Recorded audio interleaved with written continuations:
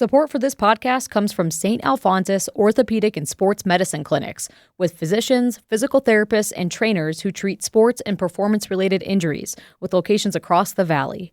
More information on services and locations at stalphonsus.org/stayactive. From Boundary to Bear Lake, Fremont to Payette, Oahe to Oneida, there are interesting people, places, and histories in all of Idaho's counties. And Idaho Matters wants to share it with you with stories from all 44 counties that make up the Gem State. Email your ideas to idahomatters@boisestate.edu or use the Talk to Us feature in our app, available on Apple and Android, and tune in each weekday at noon for Idaho Matters. From Boise State Public Radio, this is The Connector. It's Idaho's Daily News. Good morning. I'm George Prentice. We've got plenty to tell you about. Now get this, President Trump announcing a 100% tariff on computer chips. That just hours after his Secretary of Labor was visiting Micron. We'll tell you about that.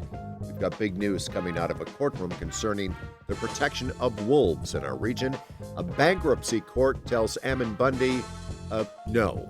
And a lot of change in the weather forecast. It is Thursday, the 7th of August, and away we go. President Trump announced a 100% tariff on computer chips on Wednesday. That just hours after the U.S. Secretary of Labor visited Micron's Idaho campus. Jamie Geary reports. Secretary Lori Chavez-DeRemer came to Idaho as part of her America at Work tour. She visited with Governor Brad Little to promote student funding programs. At Micron, she and the governor took photos with graduates of the company's registered apprenticeship program. In her speech, DeRemer said the apprenticeships are part of, quote, making America skilled again. Programs like the one here at Micron unlock your potential to the way that maybe a 4-year degree doesn't do so.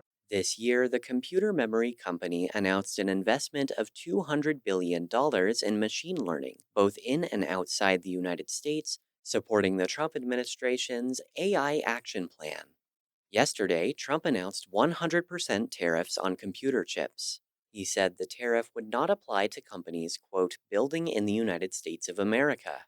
When reached for comment, Micron said Boise State Public Radio should have asked about tariffs hours before they were announced by the White House.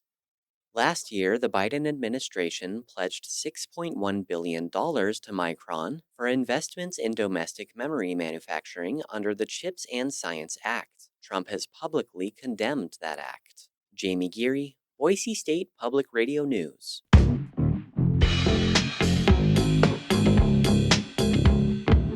Ammon Bundy cannot discharge a $52 million defamation judgment through bankruptcy. James Dawson has details. A Utah bankruptcy judge late Tuesday ruled against Bundy, saying he willfully and maliciously defamed St. Luke's health system by saying it profits from child trafficking. That upholds an Idaho court decision in 2023, which awarded the hospital nearly $52 million in damages. Bundy repeatedly said St. Luke's profited from child trafficking and kidnapping through the Child Protection Services system. Last year, Bundy filed for bankruptcy in an attempt to wipe that debt from his record, saying the hospital was trying to ruin him through, quote, lawfare. The Utah judge wrote that the Idaho court judge fully adjudicated the case, despite Bundy's repeated no-shows to hearings, and that he cannot use the bankruptcy court as a venue to appeal the decision. Bundy said in an email he understands the bankruptcy court ruling, but maintains St. Luke's altered evidence in the original trial, something he never appealed in Idaho. James Dawson, Boise State Public Radio News. Big news concerning wolves in our region, and it comes from a courtroom. Rachel Cohen has details on how a judge ruled that a federal agency violated the Endangered Species Act. The order from a judge in Montana this week is a win for wildlife advocates. I'm so excited about this court ruling because it gives me hope that someday wolves will be truly recovered across the West. Colette Adkins is with the Center for Biological Diversity, one of the groups that sued the U.S. Fish and Wildlife Service. The decision this week doesn't change the status of wolves, but it forces the agency to revisit the question of whether they're endangered or threatened and should be federally protected across the West. Right now, they're state managed in Idaho, Montana, and Wyoming. The judge said the agency's analysis didn't look at the best available science. It also didn't give enough weight to Colorado, specifically that the state is an important part of wolves' range. The federal government could appeal the decision within 60 days. For the Mountain West News Bureau, I'm Rachel Cohen. Now to a new study showing climate change is causing the Earth's supply of fresh water to quickly disappear. And Caleb Radel has that story. Researchers from Arizona State University used 2 decades of satellite data to track changes in the amount of stored freshwater in aquifers, lakes, and rivers.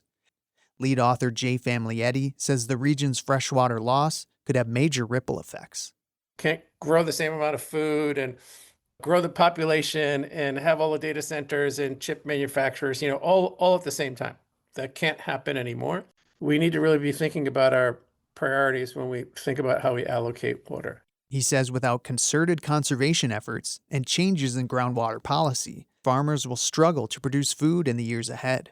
For the Mountain West News Bureau, I'm Caleb Radel.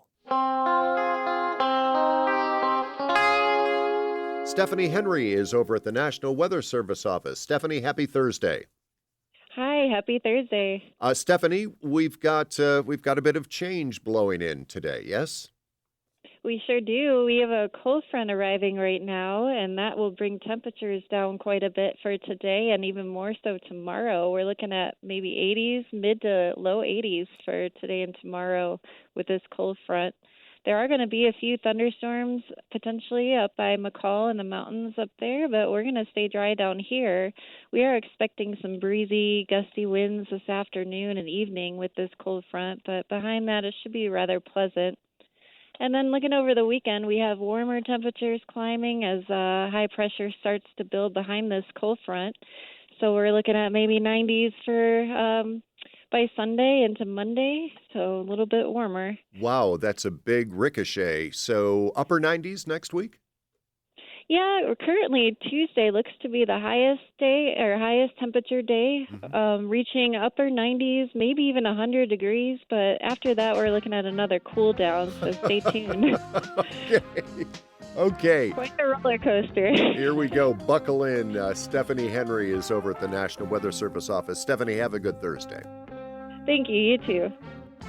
And that is today's episode of The Connector. I'm George Prentice. We'll see you back here Friday. To stay in touch with the news between now and then, check out BoiseStatePublicRadio.org or download the free Boise State Public Radio app. And thanks for listening.